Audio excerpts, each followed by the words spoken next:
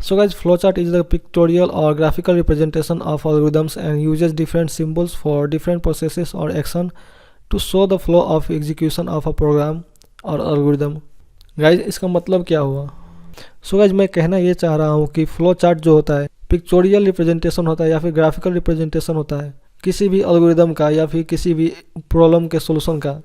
जिस तरह से हमने एल्गोरिदम के सेक्शन में प्रॉब्लम को स्टेप बाय स्टेप प्रोसीजर में लिखा था, इसी तरह से हमारे पास यहाँ पे फ्लो चार्ट में किसी भी प्रॉब्लम के सॉल्यूशन का पिक्चोरियल रिप्रेजेंटेशन यानी कि ज्योमेट्रिकल शेप्स या फिर सिम्बल्स यूज करके उसको शो करते हैं ताकि हमको प्रोग्राम बनाने में या फिर किसी को समझाने में आसानी होती है। और गाइस हम बहुत सारे ज्योमेट्रिकल शेप्स को यूज़ करके एक प्रोग्राम के या फिर किसी भी एल्गोरिदम के फ्लो का या फिर एग्जीक्यूशन का रिप्रेजेंटेशन कर सकते हैं, ग्राफिकल रिप्रेजेंटेशन कर सकते हैं। तो यही मतलब होता है फ्लो चार्ट का। और गाइस आप यहाँ पे देख सकते हैं कि मैंने 2 नंबर का सम निकालने के लिए जो एल्गोरिदम लिखा था वो यहाँ पे मैंने रखा है। और इसके बाद मैं इसका गाइज फ्लो चार्ट निकालने की कोशिश करूँगा। और इसका फ्लो चार्ट क्या होगा गाइज कि सबसे पहले तो स्टार्ट होगा प्रोग्राम, और यहाँ पे जो स्टार्ट का सिंबल होता है ओवल होता है, तो यहाँ पे मैंने एक ओवल शेप दे दिया। और इसके बाद जो प्रोसेस चलेगा गाइज इनपुट ऑफ ए। तो गाइज हमको अगर इनपुट या फिर आउटपुट दिखाना होगा फ्लो चार्ट में तो हमको यहाँ पे पैरेललोग्राम यानी कि जैसा आप शेप देख रहे हैं यहाँ पे ये शेप का यूज़ करना होगा। उसके बाद जो नेक्स्ट प्रोसेस है वो है इनपुट ऑफ द बी। और सिमिलरली ऊपर की तरह यहाँ पे हम पैरेललोग्राम का यूज़ करेंगे और इनपुट ऑफ बी करेंगे। उसके बाद गाइज आता है यहाँ पे सम ऑफ ए प्लस बी जो कि एक रेक्टेंगल शेप में दिखाया गया है। और कोई भी प्रोसेस या फिर प्रोसेस कंप्यूटेशन करने के लिए या फिर प्रोसेसिंग करने के लिए हम फ्लो चार्ट में एक रेक्टेंगल का यूज़ करते हैं। और गाइज इसके बाद जो हमारा स्टेप है 5th स्टेप जिसमें हम डिस्प्ले कर रहे हैं सम को या फिर सम को आउटपुट कर रहे हैं। और इस प्रोसेस में हम फिर से पैरेललोग्राम यानी कि जो हमने ए बी में इनपुट किया था उसी तरह से यहाँ पे आउटपुट में भी सेम सिंबल यूज़ होगा। और यहाँ पे हमने सम का प्रिंट कर दिया या फिर सम का आउटपुट कर दिया।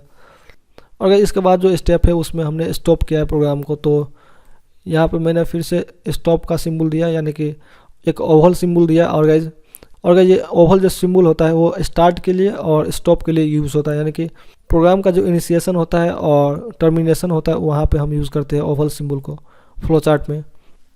सो गाइज इसी तरह से बहुत सारे और भी सिंबल्स होते हैं एक फ्लो चार्ट को बनाने के लिए। और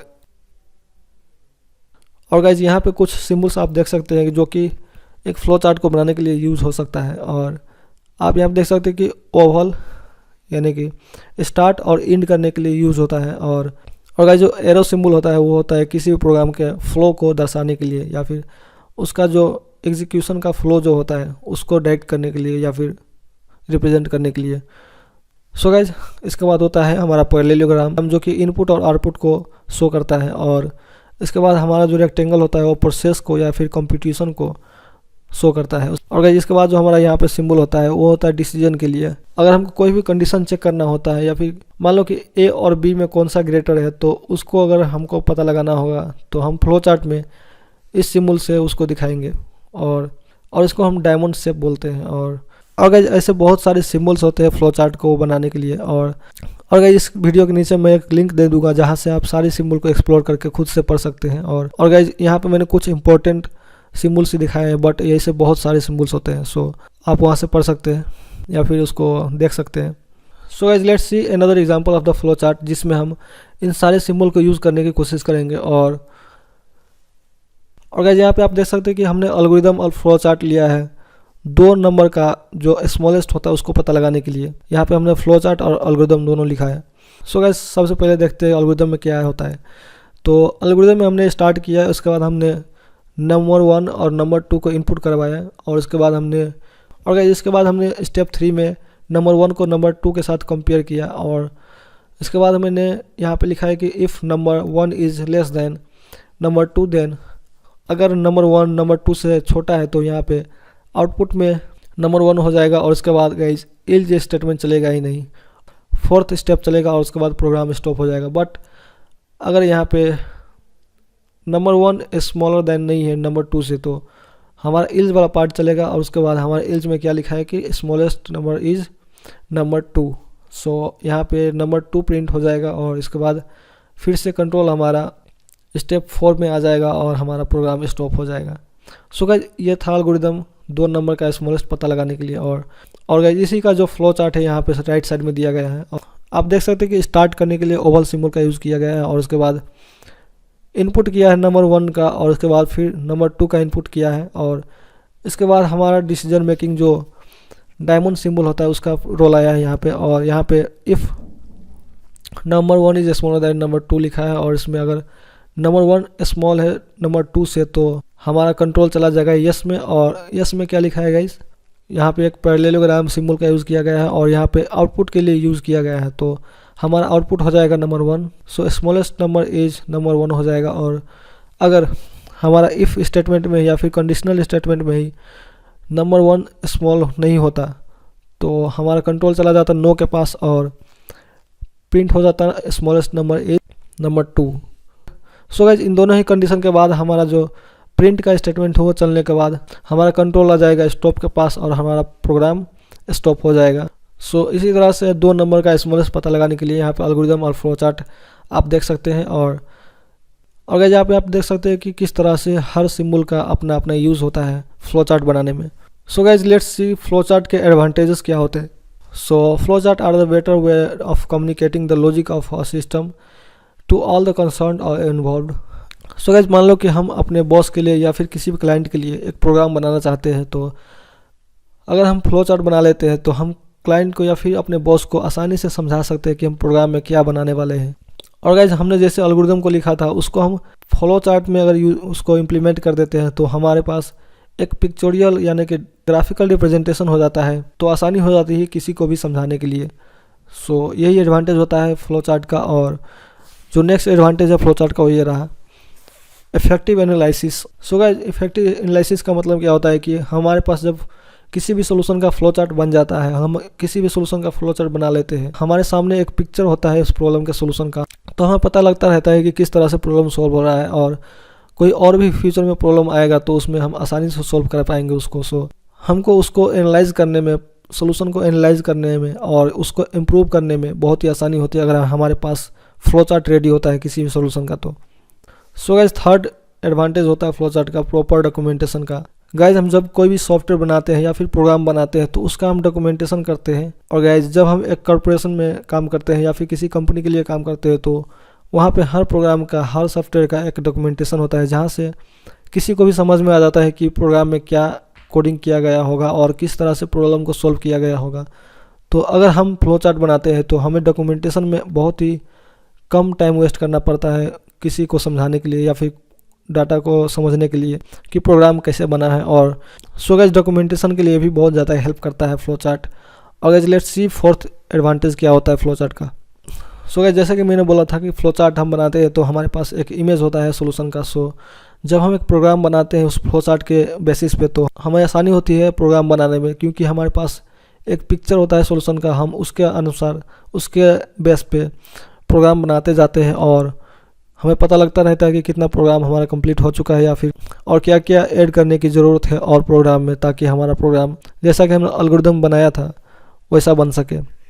और ये जो फिफ्थ एडवांटेज है यहाँ पे हमारे पास प्रॉपर डिबगिंग। और प्रॉपर डिबगिंग का मतलब जैसे कि मैंने एल्गोरिदम के सेक्शन में बोला था कि हमारे पास जब कोई स्टेप बाय स्टेप प्रोसीजर होता है तो उसको हम हर स्टेप पे जाके उसको चेक कर सकते हैं कि हमारा एरर क्या है या फिर हमने क्या मिस्टेक किया है एल्गोरिदम बनाने में। तो सिमिलरली हमारे पास जब फ्लो चार्ट होता है तो हमें पता होता है कि किस स्टेप में क्या क्या हो रहा है और कोई मिस्टेक हो रहा है, प्रोग्राम में आउटपुट गलत आ रहा है तो हमें कहाँ से उसको एनालाइज करना चाहिए, कहाँ पे हमारा एरर हो सकता है।